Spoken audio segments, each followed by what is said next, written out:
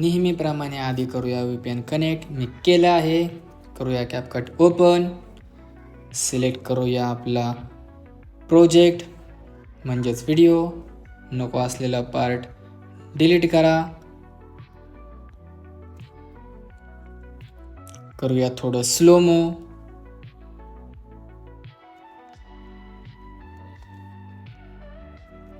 बनवूया या duplicate layer. ती का करायची हे मी नंतर तुम्हाला सांगेलच. येऊया फर्स्ट व्हिडिओवरती. आल्यानंतर जाऊया इफेक्ट्समध्ये. Video effects. थोडंसं स्क्रोल करा.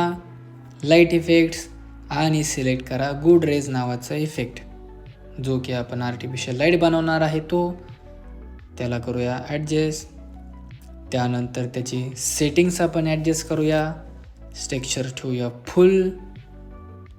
फिल्टर तुमच्या हिशोबाने तुम्हाला आवडेल तसं. मी ठेवतो फुल.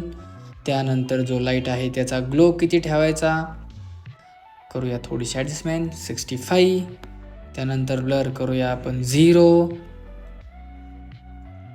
त्यानंतर त्या आर्टिफिशियल लाईटची रेंज या ठिकाणी तुम्ही बघू शकता. कमी जास्त केल्यानंतर कसं दिसतं.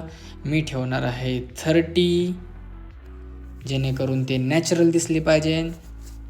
त्यानंतर ॲटमॉस फुल. साईज फुलच राहू द्या. आता ॲटमॉस हे व्हिडिओमध्ये दिसणारे जे व्हाईट डॉट्स आहेत ते फिरत आहेत ते आहे ते. तुम्हाला नको असेल तर तुम्ही 0 करा. त्याची साईज देखील 0 करा. ते पूर्णपणे गायब होऊन जाईल. मी ठेवतो फुल.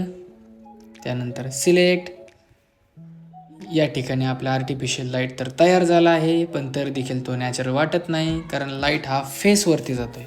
तर मी जी डुप्लिकेट लेअर तुम्हाला बनवायला सांगितली होती तिला घ्या ॲज अ ओव्हरलीमध्ये. थोडंसं स्क्रोल करा.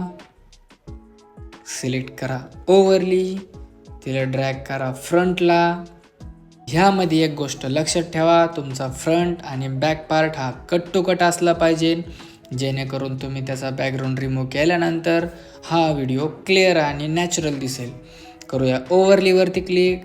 करूया त्याचा बॅकग्राऊंड रिमूव्ह.